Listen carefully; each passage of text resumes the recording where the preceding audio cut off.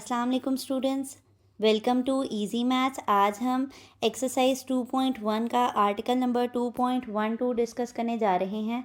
Previous video में हमने conversions from ordinary notation to the scientific notation को discuss किया था, जिसमें हमने दो मेन पॉइंट्स ये डिस्कस किए थे कि अगर हमारा डेसिमल लेफ़्ट साइड पे मूव करेगा तो पावर हमने पॉजिटिव लेनी है, और अगर हमारा डेसिमल राइट साइड पे मूव करेगा तो हमारी जो साइंटिफिक नोटेशन में पावर है उसमें एक्सपोनेंट के साथ क्या आएगा, नेगेटिव साइन आएगा।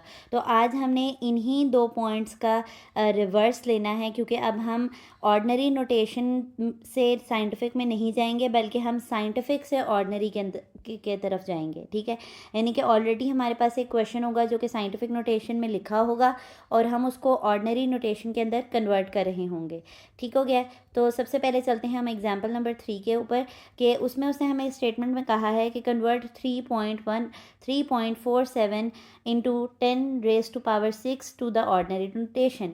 देखें, अगर इसका डेसिमल पॉजिटिव है तो आपको ये बात समझ आ जानी चाहिए कि ये डेसिमल किस तरफ मूव हुआ था, राइट साइड पे मूव हुआ था, तभी इसकी पावर जो है वो आपके पास क्या आई थी, पॉजिटिव आई थी। इसका मतलब है कि अब मुझे इसका रिवर्स जाना है, यानी डेसिमल यहाँ से मूव करके इस तरफ आया ना, तो अब मुझे यानी यहाँ पर जो डेसिमल 3.4 यानी 3 और 4 के दरमियान में जो डेसिमल है उसको मुझे अब वापस अगर अपनी जगह पे लेकर जाना है तो वो मुझे लेकर जाना होगा राइट साइड पे, क्योंकि मैं उसे राइट साइड से ही उठा के लाई थी ना डेसिमल को। तो यहाँ पर हमारे पास क्या होगा, हम पहले ये वाला एक रिमेंबर वाला बॉक्स पढ़ते हैं ताकि आपको जो बात मैं कह रही हूँ वो ज़्यादा बेहतर तरीके से समझ आए। ये वाला की पॉइंट पढ़ें। इफ़ एक्सपोनेंट इज़ पॉजिटिव, अगर पावर पॉजिटिव है then the decimal will move to the right. यही बात मैंने भी आपसे की है कि अगर डेसिमल आपके पास जो है वो लेफ़्ट साइड पे मूव हुआ था, इस वजह से वो पॉजिटिव है। ठीक है, अब हमें उसका रिवर्स आना है तो हमने रिवर्स लेफ़्ट का क्या होता है, राइट होता है। तो पॉजिटिव डेसिमल का हमेशा डेसिमल कहाँ पे मूव करेगा, राइट साइड पे मूव करेगा। इसका सेकेंड पॉइंट भी पढ़ लें, वो हमारे पास एग्जाम्पल नंबर 4 में हेल्पफुल होगा। If the exponent is negative then the decimal will move to the left. अगर आपके पास कोई सवाल है जिसमें नेगेटिव एक्सपोनेंट आ जाता है तो फिर आपको एक्सपोनेंट को किस तरफ उठा कर लेके जाना होगा, लेफ़्ट साइड में, क्योंकि नेगेटिव पावर आती ही तब है जब हमारे पास राइट साइड पे हम लेकर गए होते हैं डेसिमल को, राइट का रिवर्स लेंगे तो वो क्या होगा, लेफ़्ट होगा। तो ये था, हमने थ्योरेटिकली इस बात को समझा। अब हम प्रैक्टिकली क्वेश्चन में देखते हैं कि कैसे इसको सॉल्व किया जाता है। सबसे पहले उसने कहा है कि पार्ट्स को आइडेंटिफाई कर लें स्टेप नंबर 1 में, कि इसमें टोटल कितने पार्ट्स हैं। पहला पार्ट है कोफिशिएंट वाला, दूसरा पार्ट है एक्सपोनेंट वाला हिस्सा जो है। ठीक है, तो कोफिशिएंट हमारे पास क्या है, 3.47 में से आप देखें डेसिमल के बाद कितनी वैल्यूज़ हैं, 2 वैल्यूज़ हैं। तो 6 में से जो 2 है वो तो हमारे पास निकल आया, यानी कि जो 2 वैल्यूज़ हमने जंप करनी है उनको तो आप निकाल दें, तो पीछे बाकी कितनी वैल्यूज़ बचती हैं, 4 वैल्यूज़ बचती हैं। ठीक है, तो अब आपको पता चल गया है कि 4 7 के बाद आपने टोटल कितने ज़ीरोज़ लगाने हैं, 4 ज़ीरोज़ लगाने हैं। अच्छा, ये बात हमें कैसे पता चली है, देखें मैंने आपको पहले भी बताया था प्रीवियस वीडियो के अंदर कि जब हम साइंटिफिक नोटेशन में किसी सवाल को लेकर जा रहे होते हैं ना, तो हम जो नंबर्स होते हैं वो तो डेसिमल के बाद हम उनको मेंशन कर देते हैं, लेकिन जो ज़ीरोज़ होते हैं उनको हम मेंशन नहीं करते। क्यों? क्योंकि वो किसके अंदर बंद हो जाते हैं, वो इस 10 की पावर के अंदर क्लोज़ हो जाते हैं, बंद हो जाते हैं। तो जब हमें वापस से इसको खोलना होगा तो जाहिर सी बात है हमें वो ज़ीरोज़ तो मेंशन करने होंगे ऑर्डिनरी फॉर्म में लिखने के लिए।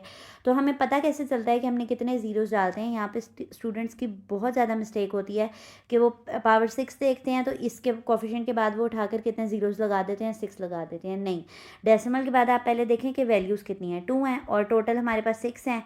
तो 6 में से 2 को तो आप निकाल देना, तो फिर कितने बचेंगे, 4। तो हमें पता चल जाएगा कि ऑर्डिनरी फॉर्म में हमने कितने ज़ीरोज़ ऐड करने हैं, 4 ज़ीरोज़ ऐड करने हैं अपने कोफिशिएंट के बाद। तो चलते हैं यहाँ पर सेकेंड स्टेप की तरफ, कि वो कह रहा है कि exponent is positive 6, move the decimal point 6 places to the right. हमने राइट साइड पे कितनी प्लेसेस को जंप करवाना है, 6 प्लेसेस को करवाना है। तो अब आप देखें ये डेसिमल यहाँ इसके दरमियान में है, तो 2 वैल्यूज़ तो 4 और 7 हो गई, और 4 और 7 के बाद 6 पूरी करने के लिए हमने कितने ज़ीरोज़ यहाँ पर दे दिए हैं, 4 ज़ीरोज़ दे दिए हैं। तो ये थी आज की एग्जाम्पल नंबर 3 जो कि इंतहाई आसान थी। और देखें, अगर मतलब मुझे ऐसा लगता है कि अगर कोई स्टूडेंट प्राइवेट स्टूडेंट है, वो किसी स्कूल या अकेडमी को नहीं अवेल कर रहा है और वो बुक को अच्छे से रीड करता है, वो बुक की थ्योरी को जो है, वो कॉन्सेप्ट को जो है वो इग्नोर नहीं करता, तो उसके लिए देखें ये बहुत आसान है। देखें, बुक में ही उसने आपको की पॉइंट बता दिया है कि इन क्वेश्चंस को सॉल्व करने का क्या तरीका है। ठीक है, तो हमने यहाँ से रीड किया और कितनी ईजिली एप्लीकेबल भी हो गया। ठीक हो गया। अब चलते हैं एग्जाम्पल नंबर 4 की तरफ। एग्जाम्पल नंबर 4 के अंदर उसने हमें कहा है कि convert 6.23 into 10⁻⁻4 to ordinary notation. देखें नेगेटिव पावर कब आती है, जब आप डेसिमल को राइट साइड पे मूव कराते हैं। अब राइट का जब उलट लेंगे तो आपको डेसिमल किस तरफ मूव कराना पड़ेगा, लेफ्ट साइड पे मूव करवाना पड़ेगा।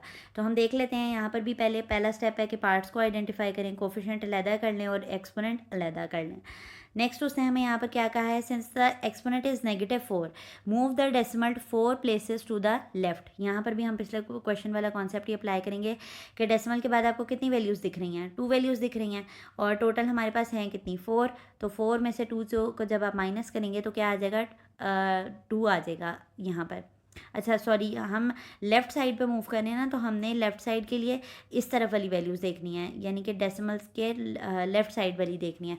तो डेसिमल के लेफ़्ट साइड पे हमारे पास क्या है, 6 है।